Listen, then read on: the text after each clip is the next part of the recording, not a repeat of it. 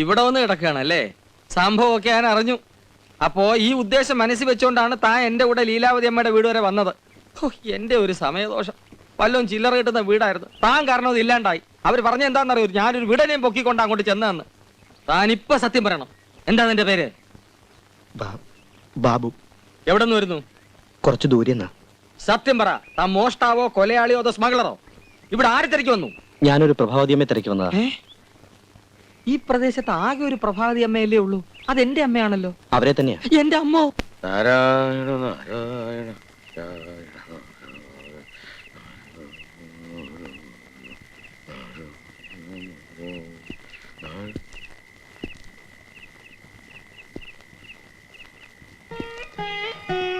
ആരാ?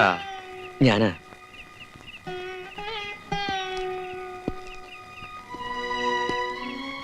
എന്താ ഈ നേരത്ത്? ക്ഷമിക്കണം, എനിക്കൊരു തെറ്റുപറ്റി. ആ പെൺകുട്ടിയെ ചെന്ന് കണ്ട് മാപ്പ് പറയണമെന്നുണ്ട്. പക്ഷേ ഈ സമയത്ത് അവിടെ ചെല്ലുന്നത് ഭംഗിയല്ലല്ലോ. ഒന്ന് കുമ്പസാരിക്കാഞ്ഞിട്ട് ഉറക്കം വരുന്നില്ലല്ലേ? സാരമില്ല, പൊയ്ക്കോ. അച്ഛാ.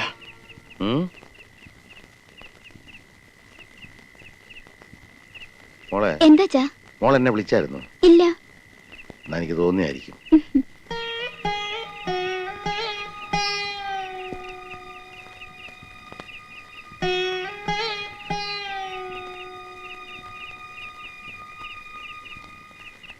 എന്നാൽ അത് അവൻ തന്നെ, സംശയം വേണ്ട.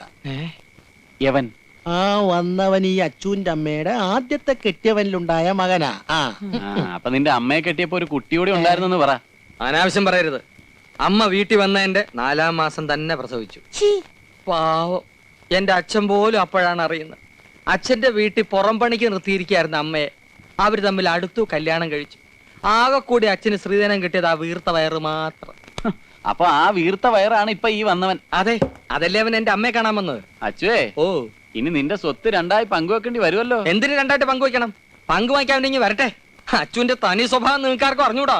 വാശിയുള്ള തന്തയ്ക്ക് എനിക്ക് വേണം ഞാൻ. സ്വത്ത് പങ്കുവെക്കാൻ പറട്ടെ. ഇനി ഇതുപോലെ എത്ര എണ്ണം വരുമെന്ന് ആർക്കറിയാം.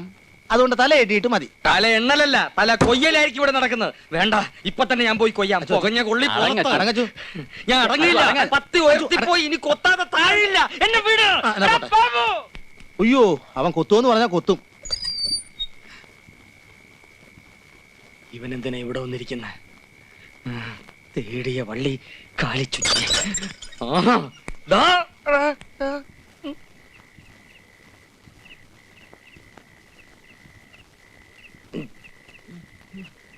എന്തിനാ ഇവിടെ വന്നിരിക്കണേ? വീട് മാറിപ്പോയിരിക്കും. ഇതെന്റെ വീടാ. അതറിഞ്ഞുകൊണ്ട് തന്നെ എവിടെ ഇരിക്കുന്നത്. അത് ശരി. അപ്പൊ എല്ലാം ഉദ്ദേശിച്ച് ഉറപ്പിച്ചുകൊണ്ട് തന്നെയാണ് വന്നിരിക്കുന്നത് അല്ലേ? അതെ, എനിക്ക് ചില ഉദ്ദേശങ്ങളൊക്കെ ഉണ്ട്. അത് സാധിക്കുന്നവരെ ഞാൻ ഇവിടെ തന്നെ കാണും.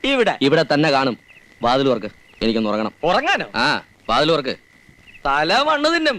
എന്നെ ഒന്നാം പ്രതി ആക്കരുത്. മണ്ണൊക്കെ നമുക്ക് പിന്നെ തിന്നാം. വാതിൽ തുറക്കുന്നോ അതോ ഞാൻ ചവിട്ടി പൊളിക്കണം? വാതില് തുറക്കാം. ഞാൻ തുറക്കാൻ പോവുമായിരുന്നു. തുറന്നു. ഞാനൊന്ന് ഉറങ്ങട്ടെ. Good night. ഇന്നാണ് ഉറക്കാവടാ പട്ടി. Bag bag. Thank you. Good night. ഇനി ഉറക്കാവടാ. ഞാനിത് ആരോട് പറയും?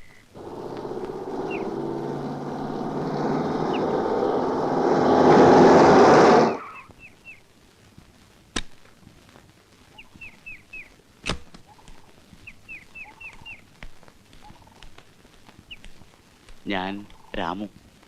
ഹലോ. ഹലോ. സത്യത്തിൽ എനിക്ക് കേട്ടപ്പോൾ പ്രയാസം തോന്നി. ചേച്ചേ, ഈ നാട്ടിൽ വന്നിട്ട് ഇങ്ങനൊരു സംഭവം ഉണ്ടാകുന്ന വെച്ചാൽ ഏതായാലും അവർക്കൊക്കെ വേണ്ടി ഞാൻ ക്ഷമ പറയുന്നു. അല്ല, നമ്മൾ ആരാണെന്ന് മനസ്സിലായില്ല. ഒക്കെ പറയാൻ വേണ്ടിയാ ഞാൻ വന്നത്. വരണം, വന്നാട്ടെ. കയറണം. വിശ്വസിക്കാം, എന്തും എന്നോട് പറയാം. അപ്പൊ തന്നെ വന്ന് രാമേണ്ണനെ കണ്ടാ മതിയായിരുന്നല്ലോ. നീ ഒരു മണ്ടൻ. ഞങ്ങൾ ആദ്യമായിട്ട് കാണുകയല്ലേ, പിന്നെ എങ്ങനെയാ എന്നെ കുറിച്ച് അറിയുന്നത്? ഒന്ന് കൈ കയറി പിടിച്ചെന്ന് കരുതി ഇത്രയും തല്ലിയത് ശരിയായില്ല. ക്ഷമിക്കണം, എന്നെ ഇവിടെ കൂട്ടിക്കൊണ്ടുവന്ന് എന്തിനാണെന്ന് പറഞ്ഞില്ല. ഓ, അത് പറയാൻ മറന്നു. നമുക്ക് ആ പ്രശ്നം ഒന്ന് കൈകാര്യം ചെയ്യല്ലേ? സാർ ഇവിടുത്തെ പഞ്ചായത്ത് മെമ്പർ ആണെന്നുള്ള കാര്യം ഞാനിപ്പോഴാണ് അറിഞ്ഞത്. പ്രശ്നം വരുമ്പോൾ വക്കാലത്തിന് വിളിക്കാം. എന്നാ പോട്ടെ. അതെ. ഗോപിയെ എന്തോ ഇവനെ നമുക്ക് വേണ്ടി വരും. എന്റെ ദൈവമേ.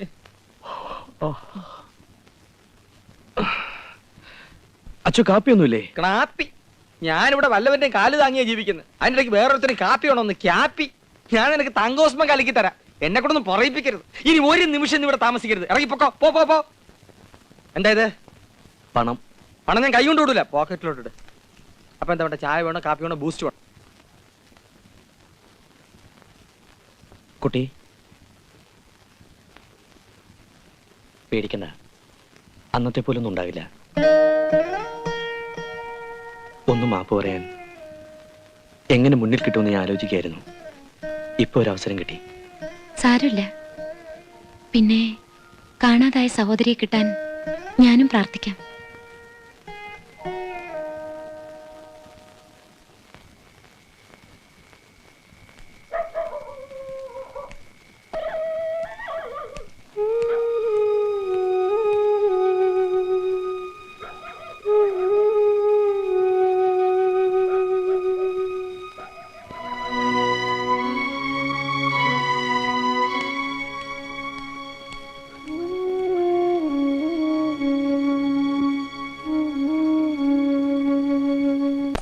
അതെ, ഇങ്ങോട്ട് വാ. ഇവിടെ വെക്ക്. ഇവിടെ അതെ. അല്ല, ഇവിടെ വെച്ചാ മതി. ഇവിടെ ഇവിടെ ഇങ്ങോട്ടുണ്ട്. ഇവിടെ വെക്ക്. അവിടെ തന്നെ വെച്ചാ മതി. ഇവിടെ തന്നെ വെക്ക്. ഇങ്ങോട്ട് വാ. അവിടെ അല്ല, ഞാൻ ഇവിടെ വെക്കാനാ പറഞ്ഞത്. അല്ല, അത് ചൂടാവല്ലേ. ഞാൻ ആദ്യം അപ്പുറത്ത് കഴിയണോ അത് ഇപ്പുറത്ത് കഴിയണോ എവിടെ കഴിയണോ എന്നുള്ളൊരു കൺഫ്യൂഷൻ ആയി പോയി. അതുകൊണ്ടല്ലേ. ഇനിയിപ്പോ അവിടെ തന്നെ കഴിയാം. ഇത് അവസാനത്തെ അവസരമാണ്. ഇന്ന് പറഞ്ഞില്ലെങ്കിൽ ഞാൻ എന്റെ ആയുസ്സിൽ പറയലുണ്ടാവില്ല. ഇന്ന് എന്തായാലും പറയണം. ആ രേണു,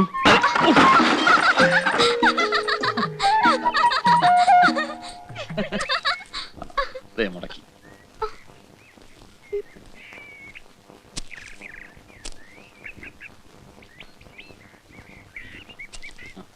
എന്താണ് അത്ര ചിരിക്കാൻ?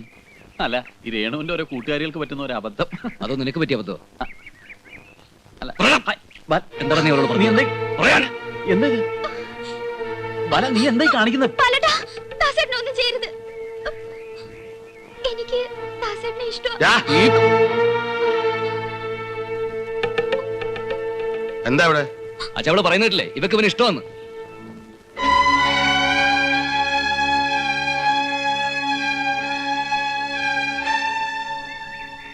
ഞാൻ നന്ദികേടാണ് ചെയ്യുന്നെങ്കിൽ എന്നോട് ക്ഷമിക്കണം.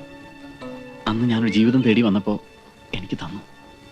ഇന്ന് ഞാൻ മറ്റൊന്നുകൂടെ ചോദിക്കാണ്.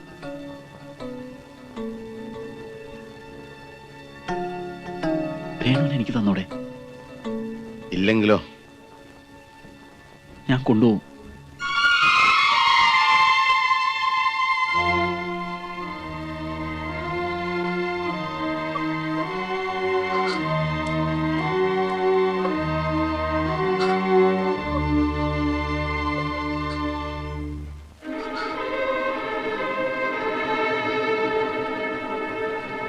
അച്ഛനോട് എന്താ ചെയ്യുന്നത്? പണം തികയോന്ന് നോക്കിയതാ. മോടെ കല്യാണം നടത്തണ്ടേ? ഞാൻ ആഗ്രഹിച്ചതേ എന്റെ മോള് ചെയ്തോളൂ.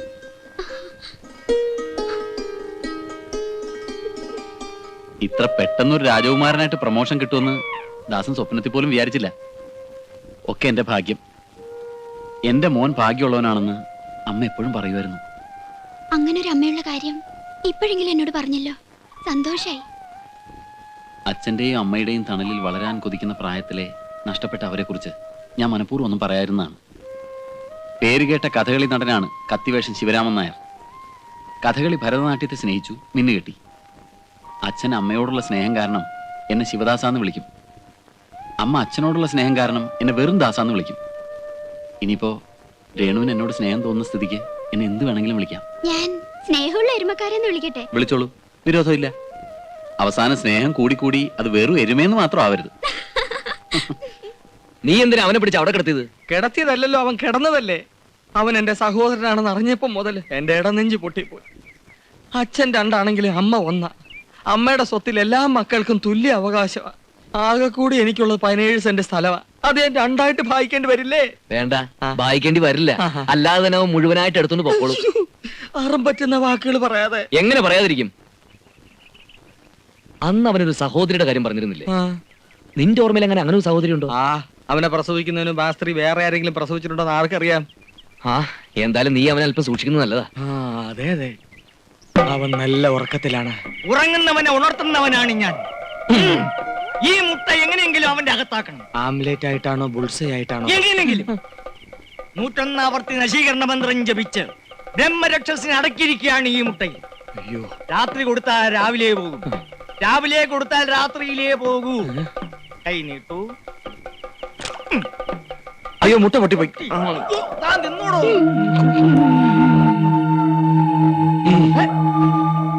ഞാൻ പോവാ. എടോ അച്ചു, പോകാതെടോ, ഇങ്ങോട്ട് വാടോ. ഞാൻ പോവാ.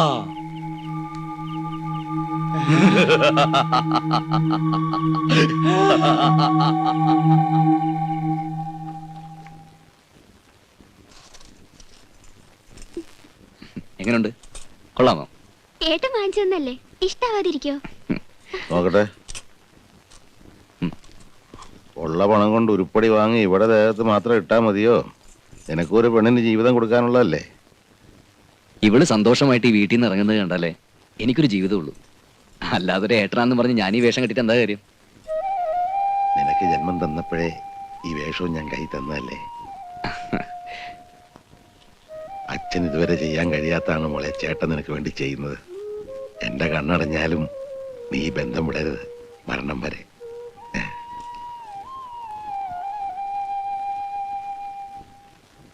ഏട്ടാ, എന്റെ വിവാഹത്തോടൊപ്പം ഏട്ടന്റെ വിവാഹം നടക്കണം.